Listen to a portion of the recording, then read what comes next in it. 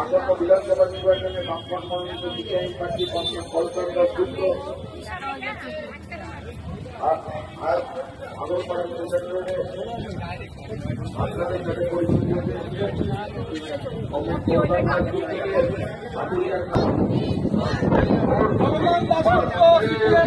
পানিহাটি বিধানসভায় কলকাতা গুপ্তকে হাত দৌড়ি আর কাছে তারা আছেন এই ভোট 3 বার এই ভোট 3 বার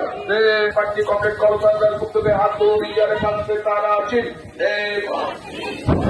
পানিহাটি উন্নয়নের ক্ষেত্রে বামফ্রন্ট মনোনীত সিপিআইএম প্রার্থী কংগ্রেস কলকাতা গুপ্তকে হাত দৌড়ি আর কাছে তারা আছেন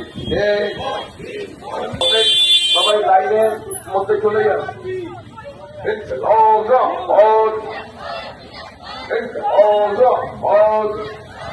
পানিহাটি বিধানসভা কেন্দ্রে বামফ্রন্ট মনোনীত সিপিআইএম ভোট 3 বার